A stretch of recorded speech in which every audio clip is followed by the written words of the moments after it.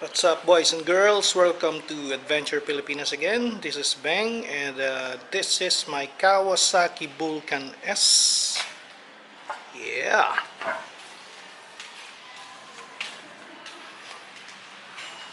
This is a 2016 model.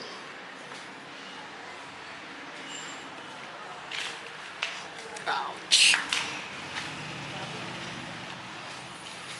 So today we're going to do a basic maintenance on this bike. We are going to change the oil on this bike. And we are going to the details on how to do this yourself, and you know, this will be fun. So here are the tools and the materials that you're going to need. Now the Kawasaki Vulcan S requires 1.9 liters of oil. So I have 2 liters here, but we are not going to put all of them. Medyo tatansyahin natin 1.9. Of course, you're going to need a new oil filter. During my first maintenance sa casa, no? I usually buy the Kawasaki OEM oil filter, but a mechanic suggested that I can use an aftermarket. So this is a Bosch 806, less than 200 pesos. You can buy it anywhere. This one works for me. I mean, I've been using this and I have like 22,000 kilometers on the bike. No problem at all. So I'm going to need that. A wrench. That's the nut wrench. 17 millimeter. You need that for the oil drain nut, which we're going to see later. And the oil filter wrench. This one is to loosen the connected oil filter, which I'm going to show you later. Of course, you need a tray for the used oil once you drain the bike, and a coffee. So what I do is, before I drain the oil, I usually warm up the bike.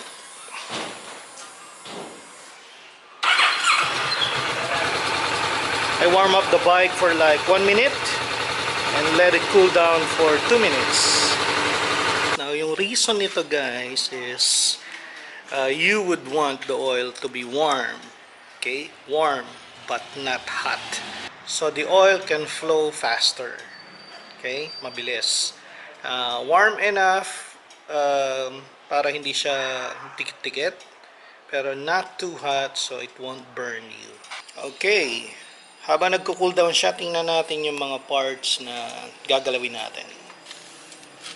We are going to remove the oil filter. It's under the engine here. I hope you can see that. Yan.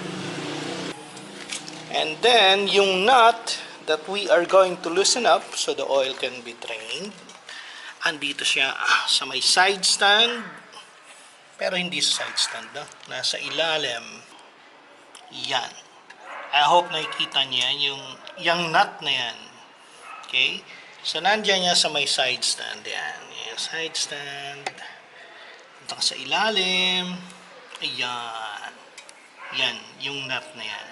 And, of course, nandito ang opening ng oil. Kung saan natin ilalagay yung oil. So, we need to meet, no? Etong line na to. Kapag naglagay na tayo ng oil. Sorry, marumi yung kamay ko.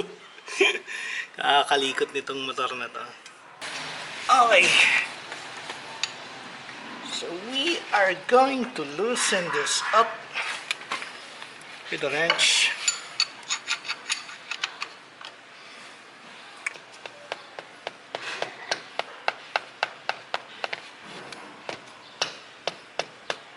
Yan. Okay, now place the tray. We are going to drain. So do this by hand.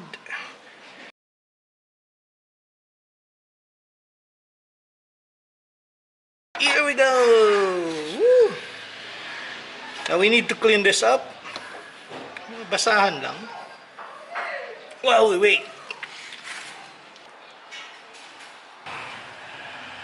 Okay, while waiting for the oil to drain, we are going to talk about the oil, yung gagamitin natin. Sa manual, it's 1040, 10W40. This is 15W50. So okay lang yan kasi yung reason is we are on a tropical country, mainit dito. Ang importante sa atin is the last figure, yung 40 or 50, in this case this is 50. That's the viscosity kapag mainit ang panahon. Okay? Yung unang figure kaya may W dyan, it's for winter, sa mga malalamig, yung nag-snow. So, 15 viscosity for winter. So, hindi natin nagagamit yan dito sa Pilipinas. Okay? So, 50 or 40 will do. So, we'll stick with this one. Okay to for sa mainit na mga panahon tulad natin. Okay. Kapag drain na yung oil, make sure na linisin to with a cloth. Now, nilinis ko rin yung nut natin. I hope you can see that. Okay. Now, do not use a wrench if you're putting this back. No? Sa una, no? Kasi baka ma-loose thread. So, gamitin mo lang yung kamay mo. Okay? Na mag-align yung mga thread.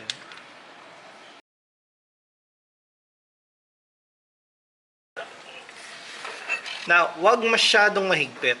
Okay? Yung tamang ano lang, torque. Okay, wag mahigpit. Dalawang notch, no? 1, 2. Dalawa, 5 yun.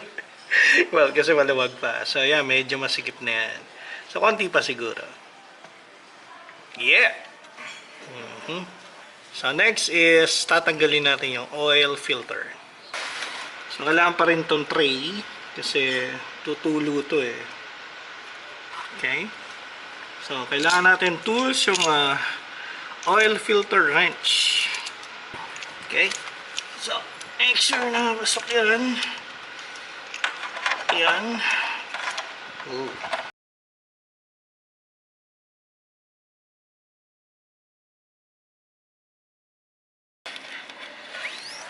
So, tatsagain mo lang.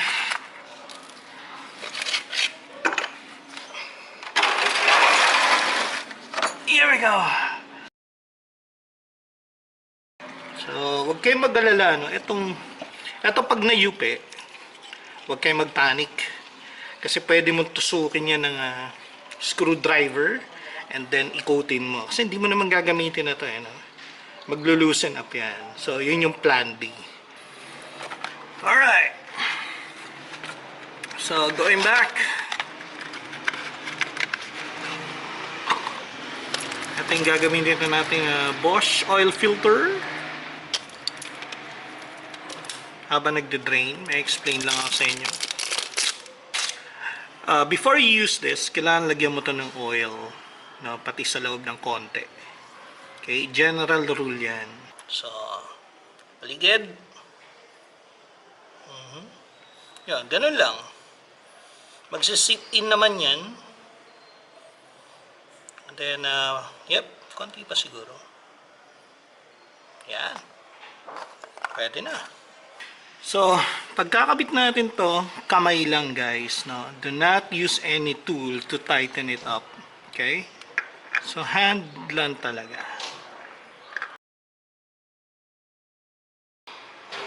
Yun lang. Ganun lang. Okay. So, lalagay na natin yung oil. Dito tayo sa kabilang side. Yan. Now, at times, naiikot to by hand. Pero eventually, as you ride, sumisikip yan eh. What you can do is, sorry wala akong camera stand ngayon. Get a piece of cloth para wag magasgasan. Yan. And then use pliers to turn. Pag naka-grip na, pwede mo na ikutin. Yan. Okay? So, lulus na yan. Now, first things first. Kailangan natin linisin to. Okay? Yung cloth bago tayo maglagay ng oil. So, 1.9 liters of oil. Here we go. Okay, so sa tansya natin it's 1.9 pero kailangan i-stand natin ang level yung bike and tingnan natin yung marker. Medyo dahan-dahan lang. Let's see if we have 1.9. Yep, so tama lang. Nice. Okay lang lumagpas ng konti pero wag masyado. Otherwise magli-leak yung engine mo. So I think okay na yan. Now next is kailangan linisin din natin to. Alright, bago natin kabit. Now pag kinabit mo yan, kamay lang. Okay, linisin ko lang ha. Alright, so ready na natin kabit. Again, do not use the pliers again. Kamay lang. Let's see. Let's start the bike. Alright, we're done. So that's the Kawasaki Vulcan S oil change. Thank you for tuning in to Adventure Pilipinas. It's going to be a long ride again. So I hope nakatulong. Thank you very much. See you again.